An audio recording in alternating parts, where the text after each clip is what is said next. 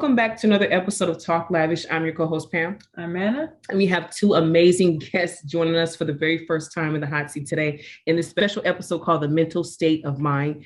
We have the wonderful Mr. Kevin Briggs, who is a retired CHP Sergeant. We also have the wonderful Mr. Kevin Berthia. It's awesome to have both of you here. It's an honor. Well, thank you for having us. A pleasure.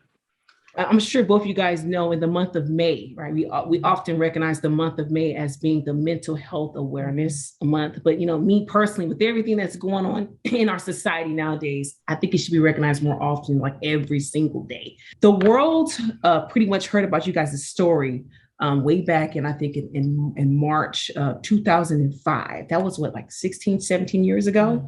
For the very first time. Yeah. Okay, so for the people that don't know your story, I think it's a huge thing to be able to reflect and go back on how far you guys come and all the footwork that you guys have been doing since then. And to be honest with you, I'm floored. It speaks volumes to me. Yeah. I've seen you guys, both you guys on TED Talks. I've seen you guys with what's the guy with the big mustache? Steve Harvey, everybody's favorite. It's amazing how when dark tragedies or things that are life-changing moments in our lives can indulge deep within us to be able to spark something to make us change or make a difference in people's lives, that speaks volumes. For the people that don't know too much about you guys' story, in March 11th, 2005, Mr. Berthia, how did the day pretty much start for you? I got up about 4:30 that morning. Couldn't go back. Kind of restless. Just mind would not stop. And I was just all over the place. I mean, it was a typical night for me because I was used to that. But it just was different. It felt different. I just couldn't get out of my head. And by the time I really got up, I told myself I couldn't do it no more.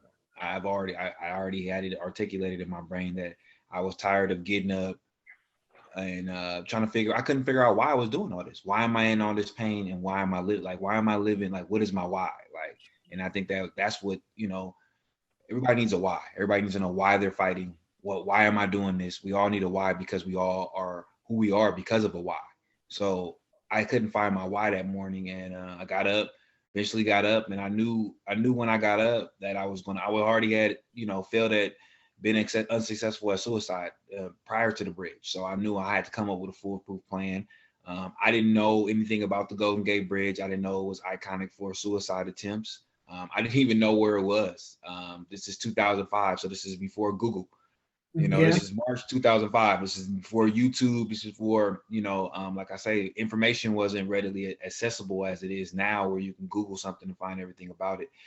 So I knew nothing about this place. I thought that morning that I was going to be the first person to jump off of it. I mean, and it was just one of those things. And that's what brought me, got me to the bridge initially, just being overwhelmed and just being tired of being in that place, in that dark place. In regards to you, Sarge, can I call you Sarge? Is that okay? I know you guys know. Sure. But you got two Kevins here. Yeah. It's hard. And they're both at B. They're both B. Exactly. So yes. It's a mess. It's like it's meant to this whole connection was meant to be. I mean, come on. We're two Kevins, come on. Like, what's the chances of that? Yeah. So I'm going to call you Sarge to make it easier for everybody. Okay, so Sarge, that morning you respond to a call. Mm-hmm. Okay, and in your case, that call is one of the calls that you have received since then quite often. So what happens upon you receiving that call? So I start working my way. I'm on a motorcycle for the highway patrol, and I'm working the beat on the bridge and the surrounding areas. I get this call of a man on the sidewalk talking on a cell phone, saying that he's going to jump. He's talking to a loved one. And that's all the information I got besides the physical description. So I start working my way down the bridge on the sidewalk, going from the north end to the south end, going towards San Francisco. And as I near the North Tower, I see the description of him still on the cell phone. So I stop my motorcycle 50, 75 feet away, something like that. And as I'm getting off my motorcycle, in my view, it looks like he turns and looks at me. And then he goes whoosh, and jumps over this rail.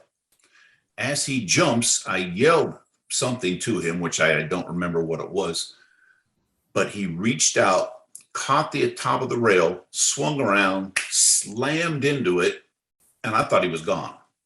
I couldn't see him. So I ran up there, and then I could see through the slots of the rail, pedestrian rail, the white t-shirt he's wearing. So I go, oh, he's still here. So then I went into my negotiation mode, which is different. It's my own mode that I've kind of developed. And what I do is I just raise up my right hand and I go, hi, I'm Kevin. Is it okay if I come up and talk with you for a while? I want to get their permission because I think they're in such a state of all these things going on. If they see a uniform coming to them, that could be it. Mm-hmm. So there's a number of things that I do that are a little different than what people think a negotiator would do, or just run up there and try to grab them. I don't grab people because I think it takes so much courage to go over that rail in the beginning. Imagine the courage that it takes to come back. Now, if I can convince you, not lie, cheat, or steal, but if I can convince you, change your behavior to want to come back over that rail, I think your long-term chances of success are a lot better. So that's my goal. But in raising my hand and telling him this, just my first name, he wanted nothing to do with me. He was madder than hell. And he was just screaming at me, if you come one step closer, I'm jumping. And he's just very, very angry. I said, all right, fine, I'll stay back. And I stayed back for, I really don't remember the time frame of it because I'm not looking at my watch. Everything I do is about him. So whether that was 10 minutes, whether that was 20 minutes, I'm not sure. But eventually he did allow me to come up. And I kept telling him, I'm not going to grab you. I just want to talk. Nobody else is coming. It's just me. So that's how I played this. And that's how it was. Everything I'm going to tell you is the truth, that best that I can do. So eventually he did allow me to come up and speak with him. I've read that you stood, Mr. Berthia, on that railing, or what you guys call the cord, for about 96 minutes. Is that right? Yeah, that's probably longer than that, but yeah, that's what they have down. Oh my goodness. Yeah, it is. To have gone out there, after the fact and looked at that position of where I was in, you gotta it's different when you actually go, yes, and look at it, and you just can't believe. I mean, because we're not talking about somewhere that's somewhere comfortable for me to stand. I mean, this is not probably one of the most uncomfortable places that I could probably stand, in the world. I mean, this is it. Like, you're talking about 4 seconds for death, and it's just one of those situations. And to know that, I was able to stand there for that long and able to talk. I was I know that I had some real things to say. I had to have some real things to say. I had to get it all out in order to get to a certain point where I felt comfortable enough to even have in my brain that I might come back, and it wasn't going to be until some of that baggage got unloaded. And that took time, and that was going to take time. And that is what he provided me. He provided me with that time in order to get stuff that's been, we talking about 22 years of pain. I was 22 years at the time. I unloaded everything. I think I talked about, I don't think I didn't talk about anything, up until that day. I unloaded everything that I could. And then through that, he was able to identify something to connect with, something that could probably, possibly bring me back. I mean, that's how I know he listened, because it could have been, people that talked about, my adoption, the divorce, either one of my, any of those type of things, it had to be geared around my child. It had to be, that was the only, because that was the, truth be told, what got me over the ledge, because that was the feel of failure and of being a father. Like, I felt like I failed as a father. So that was that was the link. And because of that, I'm here today, and I'm grateful for that. But yeah, 90, a very long time. Too long, very long time. But I'm happy to see that it's a blessing to see that even if it felt like you were sinking at a time, you had one person that was there to make you, I mean, just to be there and just to listen to you more. So they kept you afloat in a time when you felt like you were sinking. So I'm big on that. I read a little bit more about you, Mr. Berthia, and I read that everything pretty much came to an end. You had a baby in the NICU. Is that right? So Yeah, how? she was premature, and I didn't handle that well. I didn't know I didn't handle it well until now in my life, until I started going to therapy. Like, I didn't have, see, the things we go through, all these trauma, all this trauma in our life, and we just kind of go through it. We don't realize the effect it has on us Yeah. until we really go to therapy and talk about it, until we really Right. talk about these things and talk about these issues. And I didn't really know that was my I can't do this no more moment. Watching my, not having the ability to understand if she was going to be alive or not, and watching her struggle, through that premature stage. And, I could fit her in my hand when she was born. I mean, that psychologically, that's too much to handle as a young child. And they didn't have anything to explain why this child was brought to the world so early. It was just, she's here, she's fighting for her life. And, I got to figure out for 6 weeks, I got to, hope she's there. And I didn't have the type of job where I can be by her bedside. So, I had to literally go to work, come back. That's too much psychologically to take on at 21. Like, that's too much for a 40-year-old to take on. A 60. It's just too much psychologically for a human to take on. Yes. I can relate to that personally, and to see how far you come. If you don't mind me asking now, how is she doing now? How's the baby? She stays with her mom. She's 18 years old now. She's in a way better place. Wow. Now, looking back, it's like, wow, like she did come, out of that and now, flourished and it's fine. But I don't think our brains know that we can't see the timeline as we're in it, and it's just like, yeah. I could see that, oh, she was gonna be 18 and gonna be flourished. I wouldn't have took the brunt of the, all that in as far as being a father and watching her struggle. Because I blame myself for that. I blame myself. I don't know how or why I did that, but I took the blame of her coming out early. I thought it had something to do with me. Well, I just in regards to that, I it's a blessing to see that your baby she's a woman now. So just to see how far she has actually come, to me, that speaks volumes. That's a blessing. But I too have been through that same exact path. I've walked the same shoes. At the young age of 26, me and my husband had our very first child, and the difference between your story and our story is a little more different because your baby was blessed to be able to come home, but in our case, you see, we had to say our goodbyes at the hospital. Now, that happened in 2015, but to see how far you've come, for a long time for me, just being able to reflect and talk about that story itself, for a long period of time, I couldn't even say that without getting emotional. So look at your story and look at my story. And even though they both ended differently, God is good. You know what I mean? Just to be able to reflect back on that. So I know exactly what that feels like. And that type of experience as a parent will definitely bring you down to your knees. They say pain is like the insight. And I really do believe that, because when you go through life-changing experiences like that, it really makes you discover and be able to see how powerful and how capable and how strong you are as a being. It's kind of like, man, that was me. Like, I went through that. Like, that was me. Like, it's amazing. So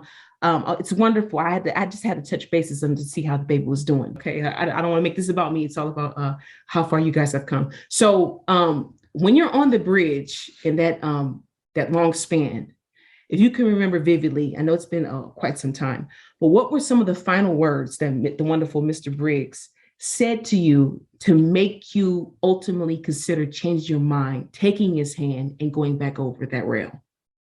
He made me realize that, that was March 11, 2005. Her first birthday was April 6th. So, if I don't remember anything else, I remember him saying, you got to be here for her first birthday. That if that's not said, I don't think it's enough with me even getting out everything. Like, I needed to hear that. I needed to have a why. Like, that was my why. And I think that in a combination of a whole lot of other things, and I needed it all. Like, I don't think if I needed a million things that day, I got a million things that day.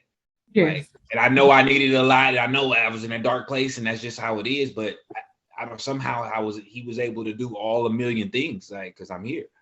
Sure, during that time, Sarge, it's freezing cold. You know, it's the air is just it's just blowing at you guys, just at full force. But in your mind, it's just it doesn't matter more. So it's just being an ear to this person at the time. It means everything to him. I've been told, and upon my research, that you have not only been a blessing to Mr. Berthia, but you have helped, is it true, saved over 200 lives from jumping over this bridge. Is that right? Well, I handled 4 to 6, and the highway patrol, if you guys might not be old enough, but you remember, you ever see the show Chips? The 2 guys on the motorcyclist? Oh, okay, I think so. Yes, there's a show called Chips. It was back in the 70s, 80s or something. But it's nothing like that in reality. We do a lot of writing. We keep track of every single thing that we do. So this brings to a point of, I kept track of everything that I did on that bridge. I would handle 4 to 6 cases a month like this. Now, whether they were in a car writing a suicide note, they were on the sidewalk walking around, whatever that may be, I did that for over 10 years. That's a hell of a lot of people who are suffering. Yeah. Now, you brought up a great point with Kev being over the rail. These are very, very difficult situations to negotiate with, just being where we're at. We're not at their home where they're comfortable and talking. We got the wind, we got the traffic noise, you got the big rigs going by. Everybody knows what's going on. So traffic kind of stops, becomes that. And then you'll get somebody who's a few minutes going to be late getting home because of this, and they're angry. They roll down their window and they're all jump USOB. You know, all these different things come into play. So when I'm teaching him and telling him and trying to convince him that there is love out there, you get these knuckleheads that pull this stunt, but it's a horrible place to do negotiations. Yeah. But you work with what you got. That's right. So you had mentioned one thing, and I want to talk about that for just a second. The cord. Now, the cord is this I-beam that parallels the bridge, but Kev didn't have the luxury of standing on the cord. Around the 2 towers is just that little bitty pipe. So when folks see this picture, he is just on this little bitty pipe. And you can tell that he could care less because his feet are on the pipe. He's leaning in. His left hand is in his pocket. His right hand, which you can't see, is up between his t-shirt and his skin. So he's basically just tripoding in. So this is what we have to work with. Yeah. So in taking all this consideration, it's cold out. I'm not wearing a jacket because I want to be like he is or she is or who's ever there. I want to feel what they're feeling.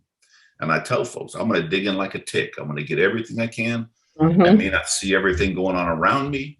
I'm turning my radio off, but I'm going to be there for them. I'm not looking at my watch. Everything we do is about them. And it may be an extreme, but this is an extreme time. Right. So that's what this calls for, in my view. Just reflecting back on, and I think to myself, what if both Kevins had not met on the bridge that day? What if you didn't? What if you called in that day? You know, I just think about it. I mean, I really do believe that it was meant for you to be on that bridge. It's no other person that was supposed to be there. God put you in that position for a particular reason. And Mr. Berthia was meant for you to meet. It's almost like your twin flame, you know, Mr. Kevin. I'm blown. I'm taken away by the whole encounter. So it's interesting because, you know, a lot of times in situations like this and these type of stories, we look at the hero, we look at the person who has a big influence on kind of like a damsel in distress type of situation where the survivors, they're often recognized, which is a blessing. God is good. You're here, you're still alive today. But when I think about the whole scenario, a lot of times we often think about the victim, we think about the survivor. We kind of like turn a blind eye more so about the first responders, what they deal with, what they have to go through in the whole situation. And it's like, even in that, Mr. Briggs, Sarge, dealing with that over time, I would say it's kind of stressful. I mean, the impact on you, how do you deal with, like, what's your foundation in maintaining balance throughout all of that, throughout the heart? You know what I mean? That's complicated dealing with that every day. It is.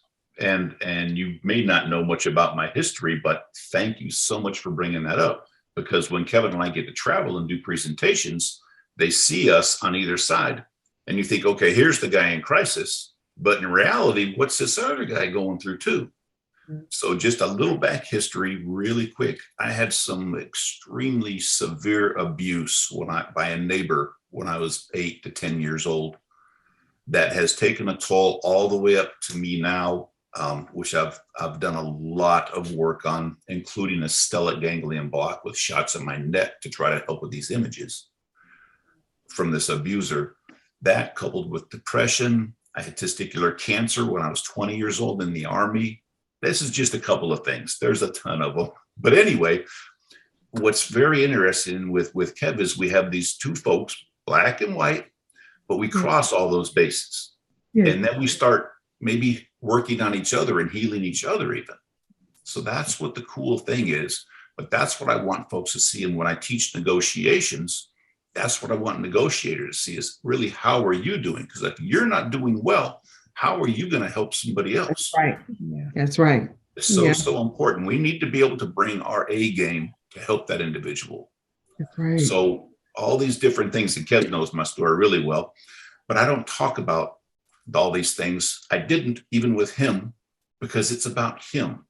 Yeah. Now, if he had brought something up that may have something I've been through, maybe we could talk about that some, but I want it to be about him.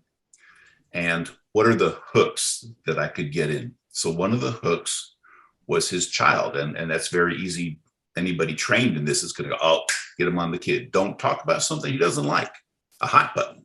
We're going to talk about what is going well and what can I offer him for the future. Not that it's going to be good. It could suck, but at least get you past this crisis for today. Wow. Wow. Man, that's crazy. Cancer at the age of 21. That's man, this is crazy. So it's kind of like in a way, if I'm gonna just assume, let me just say, it's kind of like in a way you experienced a lot of dark times in your life, Mr. Briggs, and those life-changing experiences. It's kind of like in a way it made you have more of a value, a respect, and a love and appreciation for life. Whereas when you come in contact at the time with individuals like, that are going through dark times, like Mr. Berthia on that bridge, you see a person who's lost and absolutely distressed, and they feel like their life is not of worth any value. But in a way, it's kind of like it made you feel a little bit more, I would assume, no, it's more to this. You matter. It's like I said, pain is insight. So it's kind of like you have more respect for appreciation and the value of life, because you came close to where you could have possibly came close to losing that all. And so now it means everything to you. And that's huge. That's absolutely huge. Oh my goodness. Thank you for sharing that with us. I would say like group therapy. We both talk about our stuff, but you don't have to talk about your stuff when you're there. That's true. Listen and see. So I'm like the listener at that point and saying, not, what you should have done. Not going to come out of my mouth, but maybe have you tried this? Yes. Yeah. Something along those lines. So I have a number of things that I will not say, and a number of things that I will say to try to help folks to see, what, maybe I'll live today. Yeah. And that's what we're looking for. Okay, so I have a question from Kevin Berthia. Okay, so you will later be asked to reunite with the man who reminded you one point about the value of life, right? The valuable things in life. What was it like when you encountered him, meeting him again after the whole situation that happened on the bridge? What was it like for you? It was I don't know how to describe it, because he met me on my worst possible day. That day I can always go back and say March 11th, I didn't have it. Like, I know that was one of 22 unsuccessful suicide attempts in my life, but that was my most, out in the open, because everything I've ever done has been on my own terms, where people didn't know. It was hidden. It was behind closed doors. I never wanted the world to know that I was struggling. So meeting him a second time, and I had no idea until I got to New York that I was meeting him, because I don't ask any questions. My mom kind of convinced me to go on this trip. And once I got there, I know I was meeting him. So I didn't know what to expect. Because I don't open up to a lot of people that I've never, since that conversation. That was my first conversation I've ever had in my life about myself. March 11, 2005 was my very first conversation I had about myself where I talked about how I felt internally. So this is the only person on the face of the earth who knows things about me that nobody, that God knows. So it's like, to me, I'm like, I don't know, it's like, it is this level of anxiety because I don't know how he's going to be. Like, I don't know what type of person he is, I don't know if he's changed over the years. So it's a lot of the anxiety, but as soon as I met him and he was there with his Captain Sean, it was both of them. It's just, and I honestly will say that night, they changed my idea of law enforcement. Yeah. Like in that moment, just being with them two, it was like, I still to this day got, because I'm from Oakland, California. So my idea of law enforcement is totally different because I've never had a good run-in, because they all have been a certain way. So he made me realize that it's just a job. Like these are humans. It's just like, because I was like, even to this day, I'd be like, Briggs ain't no cop. I mean, I just, that's just, it's just, it just doesn't go together. I just know him like as a human, like I know him intimately. So I'm like, there's no way, it just doesn't, but it's like, he made me understand that some people just get this job because they really want to help. Like they really want to make a difference. They really care. And it's just, so meeting him for the second time was just, it was everything. Cause it was just like, hey, we started talking and then, it just been a vibe ever since. I mean, we've been like this ever since that day in New York. Like ever since we shook hands, we haven't had an off day. Like we've been cool. I mean, it's just, I don't know how to describe our relationship, I just, it's just one of those things that, you meet somebody at this horrible, dark place and then we created this bond, society says we're not even supposed to be talking, Yeah, that's true. Like he's, a white male from Marin, from that side of the bridge. I'm from a black male from Oakland, California. Like, our worlds are never supposed to cross. So we have crushed every stereotype humanly possible. Right. I love our story because it's like, well, nah, all the cop propaganda, all the stuff they try to say, it's like it goes completely out the window. So that's why I love it, because it's really just two humans. You see, a black man and a white cop, but we just see two Kevins. Right. That's right. Yeah. That's amazing. And especially in this society nowadays, it's just like we often hear in the media just the negative things. But like when we hear stories like this, it's kind of like we need more stories like this. You know what I mean? We need more stories like this to show you the good side. I mean, they're human beings. I mean, just because you wear a uniform, don't let this uniform define me. Like, I mean, I have feelings too. I have emotions too. I have my problems too. So in the meantime, why you expect me to put on this cape every single day? What about me? What about my problems? I have issues too. You know what I mean? So I that whole dynamic is just wonderful. But now, since you guys, it's crazy. It started in 2005. Fast forward 16, 17 years later. And now look at what you guys have been doing. You guys have made a greater impact on people just by you guys connecting, being together, doing TED Talks, doing conferences. You guys went to Australia. Is that right? No, he went down under. I went. Oh my goodness. But you see, now it's just, I watched that on YouTube, by the way. But I mean, it's just more so like when I see the work that God has been opening the doors for you guys to be able to do and connect with people. I mean, it speaks volumes. You can't put a price on that, but it all started from that day in 2005. That's huge. That's amazing. Oh my goodness. Okay. So, and here's what we want, really, when we speak, whether we do it by ourselves or together, our main goal is to get folks to talk long before they get to the top of a building, before they put that gun to their head, before they get to this bridge.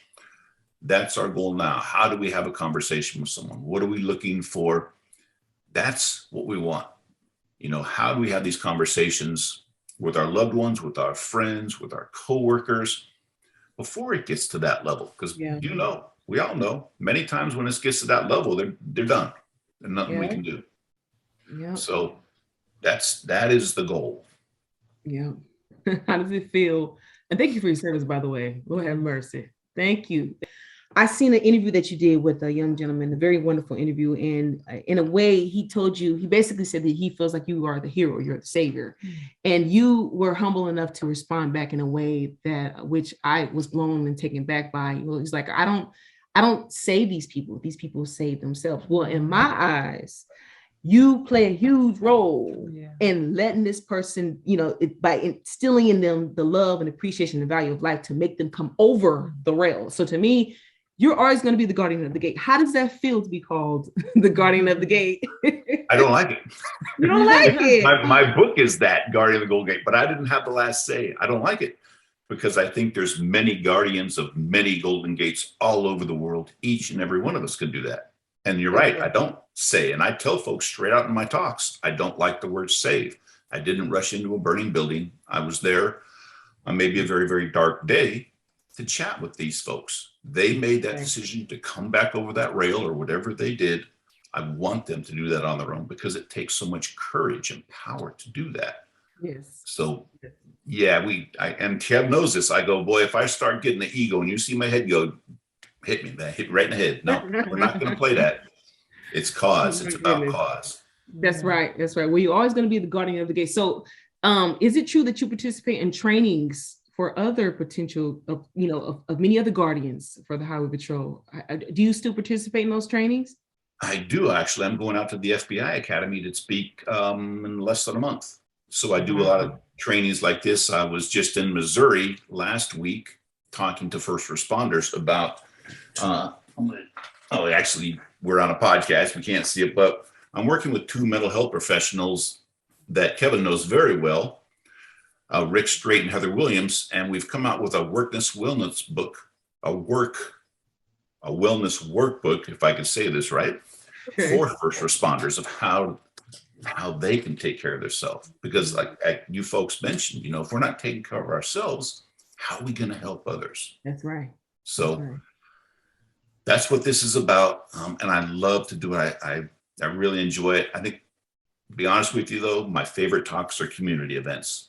Yes. I love doing those because folks want to come and see this. They're not forced to, they're not voluntold, so to speak. Yeah. They want to learn. Maybe they've lost someone to suicide or they suffer from a mental illness, whatever that may be, or they just want to learn more. It's tough to say. It's a lot of fun, but it's the best because I'll get up and talk, Kev will get up and talk, but then we get to bond with everybody after. And I tell folks when we sign a contract or whatever we do, we will stay as long as it takes to talk to everyone who wants to talk to us. You hear about presenters coming in, talking, and boom, they're right out the door, no pictures. No, we don't play that. We'll stay as long as it takes because it's so important. Yeah. That's huge. And I have a quick question. I know we're running out of time. Right now in our society now, it's when we hear about the suicide rates among young children, and this is crazy. I grew up in the 80s, and my parents are still married to this day, in a household full of 7 children. It was more so depression wasn't really spoken about. Like if it came in and went, and it didn't stay for long. But it's more so. I'm big on the support system nowadays. So what do you feel, Mr. Berthia? In your own words, how do you feel that we as parents what other symptoms should we look out for when it comes to our children when they're unable to express? Is there any symptoms you would tell us to recognize in regards to if you feel that our children may be on the end of being suicidal? Maybe I believe that this generation is so smart, technology savvy, and because they are as smart as they are, they have to be presented with the information to match their intelligence. And I think that we dull down depression and all these different things, and we don't really teach about emotions. And I think that kids go through so many different. Anxiety is a huge thing amongst children, and I think that we don't target it, we don't talk about it enough because children don't do well when environments change. And they're constantly, environment changes all the time. Why? Because they go from first grade to second grade to third grade, fourth grade to fifth. So we don't talk about enough the imbalance that they have to go through. And I think that because we don't ask the necessary questions, we have to go beyond how was your day? Well, what made your day good? What made your day bad? What could Right. have made it better? We have to start engaging in conversation so we can understand where they're at. Like, we all as humans are routine. Even kids are especially routine. And as soon as their routine is thrown off, that's when you're able to identify what's going on. But you have to pay attention. There's nobody, I will go out on a limb, but I don't believe there's anybody that just woke up one day and just took their life. You have to look back at 6 weeks, 6 days, 6 months. It's all there. We just we overlook it. We don't pay attention because we have this idea of what we want people to be and how we want them to be and where they are. And the reality is, you got to accept people, especially children, exactly where they're at, and allow them to be, normalize exactly what they're feeling. I tell my son to this day, like, there's nothing in the world you can't tell me that I won't normalize. Like, I don't care. I know the brain goes places. So let's talk about it. So I can give you clarity about it instead of, shaming him and making him feel like I need him to, he'll figure it out on his own. And then he's creating his own. I was a child that created my own idea of things. And look what that got me, because as a child, your brain, you can't understand it. That's why we have a parent. That's why we have adults. That's why we have people older than us that have went through things and experienced it. So we don't have to make these understandings for ourselves. And so we definitely have to pour into our youth. The attempts are up. So ideations are up. Why? Because the world is a different place, and it's getting into a darker place. See, every day is something new. Shooting in Buffalo. I mean, it's always something. So because of this, we have to combat the trauma with something, and we have to start teaching, self-love. Like, kids don't know. We know how to. We're taught how to treat people, but we're not taught how to love ourselves. Everything we taught is about treating people right, how to respond to people. But what about yourself? That's right. What the dark place is when we go in our head. You know why it's a dark place? Because we haven't deposited self-love inside of it. So, and we have to teach these youth, early in life about, you have to love yourself, not have an expectation of the world to love you. Because the world is struggling. We all struggling. So we can't have an expectation. I can't expect you to put your feelings to the side of what you're dealing with in life to make me feel better. I gotta have that expectation of myself first. And I had to learn. It took me 39 years. I'll be 40 years old this year to learn that. But I don't want 40 years of pain for kids. Like, kids shouldn't have to experience, like, they have the opportunity to learn early in life so that they don't make the mistakes, so they don't wind up at the bridge. That's right. That's right. And I'm big on that. It's just, it hits a soft place for us as parents, because it's like when we hear about that, and it's crazy. Shouldn't it? I don't know. I think this society is me personally. I'm built on a spiritual background so for me personally, it's more so, even when I had my struggles, I think the foundation I had in the Lord, it kind of kept me grounded, me personally. And I think God pretty much surrounded me with the right support system. My mom, my dad, my parents, a lot of friends, church members and stuff, to keep me afloat when I felt like I was sinking. But a lot of people don't have that support system. And because of that, we see things like the shooting in Buffalo. We see things like Columbine. We see all these things. And the mental health is everything. That's what we call this episode, the mental state of mind. You see, because the mental state of mind has to be clear. It has to be able to be open and be, it's just crazy. But we need that more than ever in this society. So it's crazy. So I have one quick question before we close. Sarge, even in your profession, as you know, and as we all in the world knows, that profession itself, it has the highest suicide rates of any profession ever. And I'm sure you recommend officers to be able to indulge. I know that depression is like, it's a stigma around it. I don't feel like I'm myself. I'm going through all these things. So how is your response from officers when you're in your trainings? Do you bring up, of course you bring up like the whole essence of mental health in meetings? I really do. I talk about quality of life.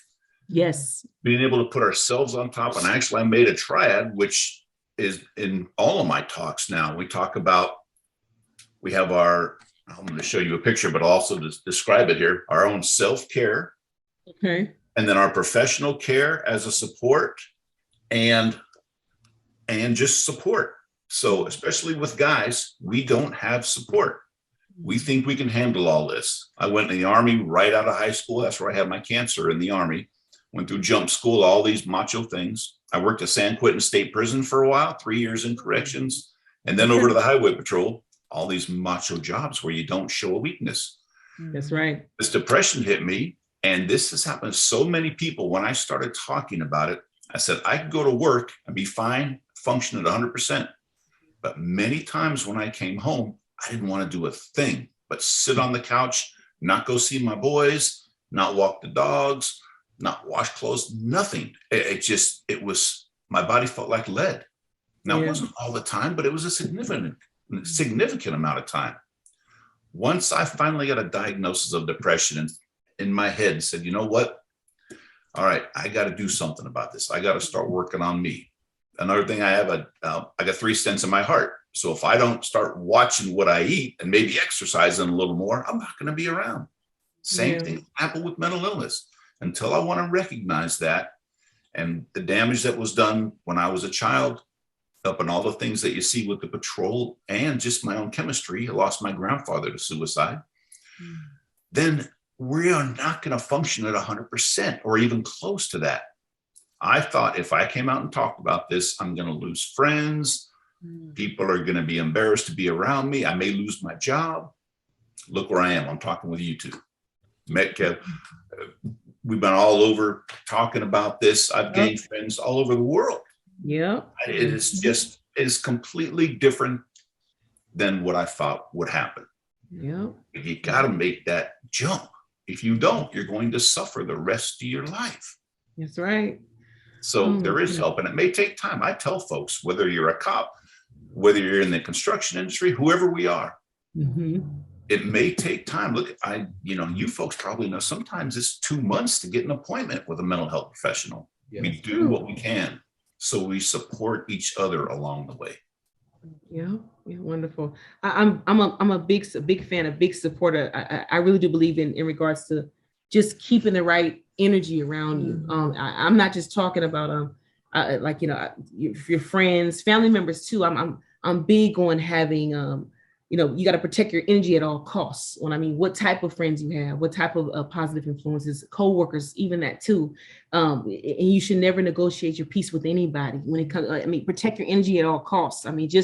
I like what you just mentioned. It means everything. You have to be basically self-care, protect yourself, love yourself, so you can be the better version of yourself to provide to others. And I'm big on that. So, man, this is one of the best interviews I've done. Because I can relate to my younger brother. He had cancer at the young age of 15. Wow. Sergeant Briggs, and just how you said when you experience that right there is just kind of you're at a young age, like how you supposed to know how to deal with cancer. This is a life-changing experience. Like will I be around? Like the self-care after that, it takes a toll on you, wondering, the aftermath. Will I make it? How long will I live? That's huge. Even in your case, Mr. Berthia, up until this point, I'm sure you would have never thought that. I also too had a baby in the NICU. So it's like we got to connect where we relate a lot of times. And I think that brings out the best in all of us to be the better versions of ourselves. And we know from that point, we discover a side of us, how capable, powerful we really are in being able to handle such things. And we give that encouragement to the next person. This whole interview right here has truly been an honor. So I just want to say thank you so very much on behalf of me and the rest of my team, Talk Lavish, for joining us. Thank you. Well, thank you guys. It's been an honor and a privilege. It really has. Thank you for having us. And, I hope you continue on for a long time. Please pass this along to us where we can pass it along and hopefully help some folks. Yes. Thank you. So what upcoming projects do you guys have next coming up? You have anyone? I know you mentioned that you're going to be heading out pretty soon, Sergeant Briggs, but anything together with you guys? Yes. You guys traveling anywhere? Yes. Next month. I think it's next month, Kev, right? We're going to FON. What is it, man? The Florida Association of Hostage Negotiators. Next month is June, yeah. Okay. We'll be in Orlando. Yes. Oh, wonderful. That's huge. Yeah, that's a big event because we both got to speak for 3 hours. Long time. That's okay. You guys are professionals. That you guys got to tack down. You'll be all right. But it's good. All hostage negotiators. So they'll be able to ask us a lot of questions. And what's neat is then we sit in the audience and learn from them. And then we get past that around. How can we hone our crafts? You know, and they asked me to come out and they said, well, do you think Kevin Berthia would come out? I go, I know he'll come out. Let me ask him. I'm going to tell him we're going here. Because they want to ask him a bunch of questions. What's it like on the other? You know, they can ask me stuff, but to get somebody on the other side, what's it like being over there? What can we say or not say? You know, and a big thing I teach negotiators is it is not the Kevin Briggs show now or ever. It is about that individual. So if I'm not cutting it with Kev, if I'm not making a breakthrough for whatever reason, if you have the people power on your force, get somebody else to try. And that's a big one. But that day we seem to have a connection. So here we are. Okay. Moving mountains. I'm big on that. Wow. Kevin and Kevin, can't get no better than that. Thank you so much for joining us.